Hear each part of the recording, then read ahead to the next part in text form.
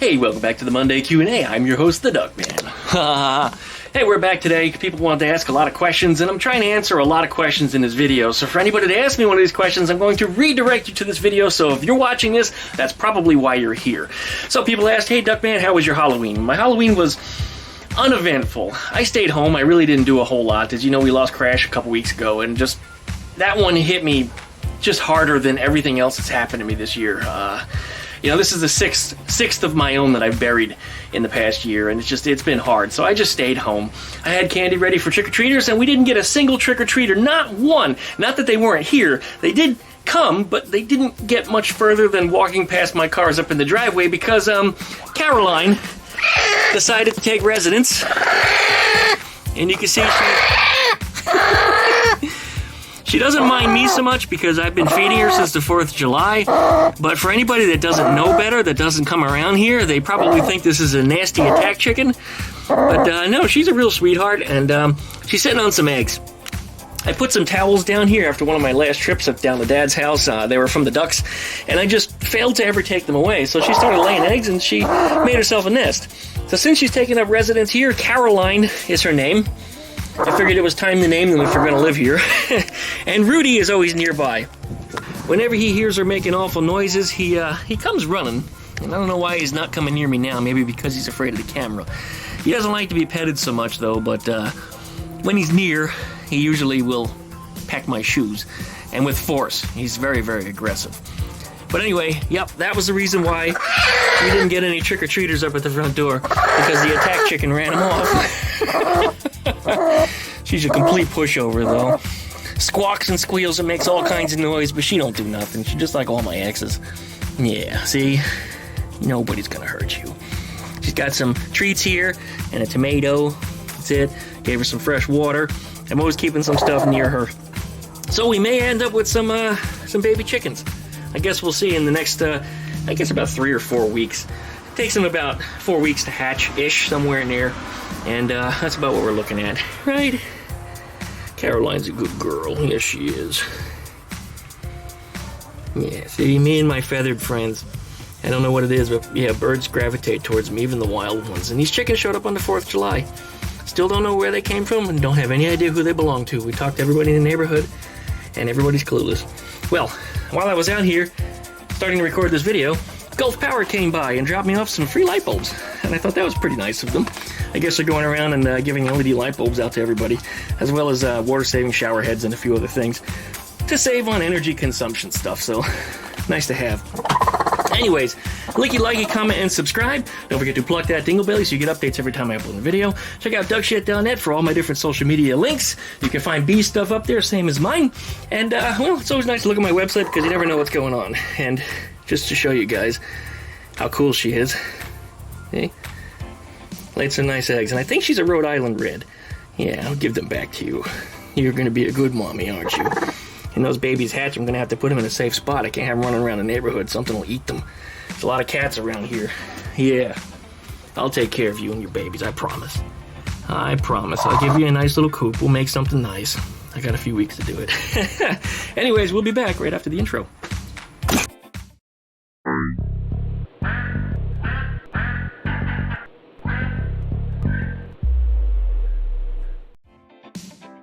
Welcome back. Now, if you've made it to this video, it's either because you're one of my loyal supporters, and I thank you, or I referred you to this video because you keep asking the same questions over and over again that are going to be answered in this video. Now, everything that I'm going to be saying is actually stuff I've said in several videos before, some of them going back as far as a year or more, some of them I said repeatedly, but without being a total jackass. So let's put all of them right here in one place for everybody to find. First question, is Eleanore home yet? No, she's not. Eleanore is not ready to come home yet, and if you've been watching Earl's videos, and that's the key, you have to watch Earl's videos, you have not seen an update yet where Earl finished Eleanore. He's currently buffing out the paint, he's currently getting her beautiful, he's putting the rear fenders on. That's the last that I even saw of it. The hood still needs to go on, the deck lid still needs to go on, the front fenders still need to go on, and it still needs a few other tweaks, modifications, and a little bit of this and that before it's ever going to make its way home back here. Now, how long is it going to take to get back here? That's up in the air. I don't know. I'm not rushing Earl. I'm not making a big deal out of it. Earl can work at Earl's pace. It's already been a little over 2 years. I'm not having a freak out. You might be having a freak out. I'm not. I got so much else going on in my life, as you probably know if you followed me at all, that it doesn't matter that if it takes a few more months or even 6 months or even another year. I don't want it to take another year. I really don't. I'm a little excited to also get her back, but if it takes a bit longer, I'm not complaining. Now, a lot of people have also asked, hey, how's Eleanore going to get home? Well, the answer is on a trailer. I did make a couple comments, snarky remarks to people saying that I'm just going to hook her up to a tow bar and drag her back on the dolly behind my 350Z all the way back from Cocoa, Florida to here, which is roughly, I think it's like 600 miles, 700 miles, something. It's far enough. It's probably just a bad idea to tow her without being inside of an enclosure because, well, she's going to get just friggin' destroyed. So what we've got worked out is a friend of mine here, also in Pensacola, is bringing a Roadrunner down to Earl for Earl to finish the restoration on. And while he's coming back, he's going to have an empty trailer. So if all the planets align correctly and things work out, that the car makes its way there, and Earl finishes up Eleanore, and that way he has time to bring Eleanore back home, that's how she's going to make safe passage back to Pensacola. But when it's going to happen, I really don't know. It could be in the next 30 days. It could be, as I said, for several months. I don't know. I'm not making a big deal out of it. When you see it, you see it. And until you see it, it hasn't happened. So just please watch. I know you're interested. I know everybody wants to know more, but I can't give you more until I have more to give you. So just please stay tuned on that one, and you'll see much more coming up. Now, I'm also hoping that maybe, once again, the planets will align, and that I'll be in place of my new shop about the time that Eleanore comes home, because putting her in this garage is going to be a major undertaking, because I've got so much crap that has to have a new home that I don't know where to put it. It's mostly tools and good things that I just can't put out in the weather. And I've got enough shit out here in the yard anyway that it needs to be downsized a bit. So when it comes time to move to the shop, which we're going to talk more about later in this video, that will be a really good thing to have Eleanore just go transitioned right to the shop, and hopefully maybe even during the time that I'm moving things into it. We'll see how that works out. That's what I'm hoping for. It probably won't work out that way, but here's hoping once again. Gregory the Bus. When am I going to work on Gregory the Bus? As I've said many times in videos before, I'm not going to touch Gregory the Bus until I have my shop space. What I need to do with this bus is beyond anything that I can do here in the yard. I need a safe, dry place to put him so I can just cut him apart, lay his pieces out in a nice dry area, put things back together much the way I did Eleanore, but because he's so much bigger and I have so much more crap now than when I just had Eleanore, that I just can't do what I need to do to this bus without just causing it more problems and destroying more things along the way. So, like I said, I'm not touching that bus until I have the shop. Now, that could be in the next 90 days. I don't know. But the next subject is, of course, the shop. Everybody's asking me, have you found land yet? There's actually several properties I'm currently looking at. But again, I'm not ready to buy yet. I said it would happen at the end of this year, the beginning of next. So we're almost to that threshold right about now. Nothing's going to happen in the next 60 days. I mean, it could. Maybe I'll do a scratch-off lottery, get lucky, you know, for $1 million or something. Doubt it. I don't play those things typically, but once in a while, it's fun to do. You never know. Could happen. It's in the realm of possibility. But if it does, I'll pick out the property, then I'm going to have to develop it. A lot of the properties I've been looking at are many acres. You know, we're talking 15, 25, 40. One of the properties was 120 acres. I want a vast space. I want a lot of room. I want the ability to build a small racetrack, if you will, around the property for my own stuff to run around on, rather than having to go to a parking lot of some big box store, which currently they've, this is really cute, they've started blocking it off with trucks in such a way that it's not useful for me to run around on the racetrack anymore. I think they kind of took the hint after me doing this for a few years. Going over there and running around the parking lot like a damn idiot. Anyway, I'd like to have some racetrack space. I'd like to have not only my shop building, but then down the road, after I outgrow the shop, I want to have enough space to build another shop without having to move. And I've got a feeling that, you know, the shop that I want to build, which is going to be it's going to be big. It might be one of the biggest shops on all of YouTube. You know, if I'm going to do it, I might as well do better than everybody else. So you see these other guys, these other big car guys, you know, with the ones with the millions of subscribers. Here I am, 75,000, and I'm going to try to be bigger than them. And this isn't just for YouTube. This is for me.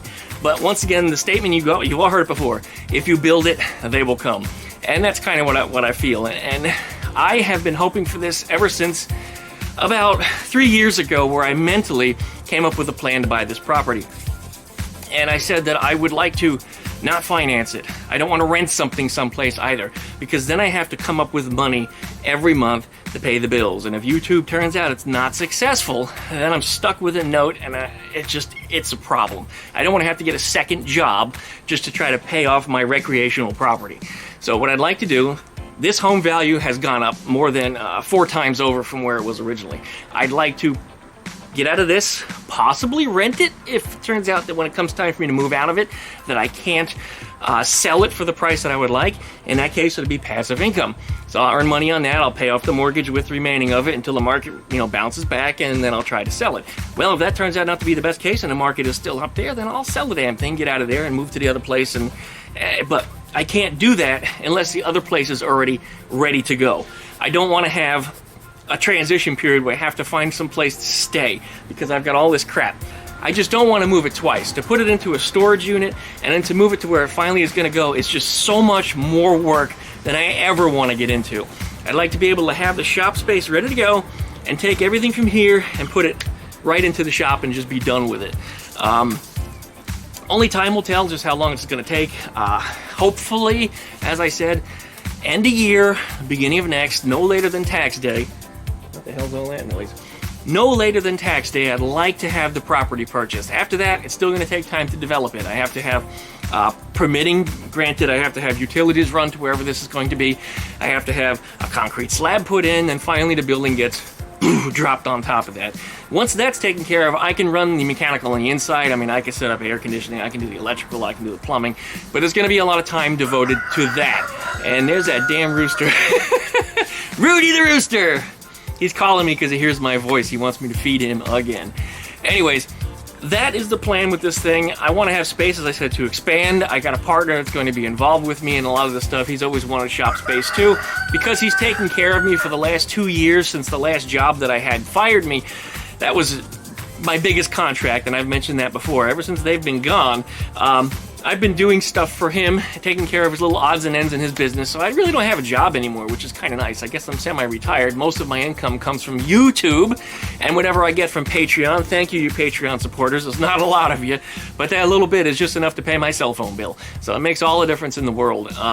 Anybody that can support me, whether you hit me up on Patreon or you send me a PayPal donation or whatever you do, hell, if you want to send me Bitcoin, you can do that too. I'll drop an address somewhere down below. I haven't talked about that before. I guess I should open up a Bitcoin wallet. I've never done that before. Maybe you guys know, but I guess I'll have to look into it, and I'll drop that down below. But for those of you that are taking the things that I say in my videos and not listening to them, or only listening to them in part, so much, in fact, that I've gotten some really strange requests. One of them was because I'm selling this, apparently. The ATVW is not for sale, and somebody said he'd pay the $1,000 I was asking for it. I'm like, I didn't set up a sale anywhere for that. I don't know where the hell that was. And somebody else said I was building an all-wheel drive Subaru Beetle. I don't know where that came from. But again, if you read the Bible incorrectly and you don't finish it, eventually you'll probably find that Jesus was a Bitcoin wallet holder also. I mean, just to be able to put that kind of stuff together, that shows you're not paying attention and you're not listening to what I say and what I'm offering to you guys. I mean, every time that I share information, people say I talk too much, but I have to answer these questions because I get so many more questions you don't understand. I try to answer one question because I've been asked it hundreds, if not thousands of times, and some of them I get answered daily on the regular, dozens and dozens of times. And people know all my social medias, my Twitter, my Instagram. They know how to email me. They know all my different YouTube channels, and I get bombarded every different way with the same questions because people aren't watching my videos. You have to watch the videos. You have to finish watching the videos. And the best way to support me isn't by necessarily going to Patreon, isn't by necessarily going to PayPal and throwing money at me. The best way to support me is to hit that like button, leave a comment, subscribe, and share the videos with your friends if you really do appreciate them. I thank you guys so much for everything that you've done to support me. I've hit 75,000 subscribers now up on DuckmanCycles VW Garage.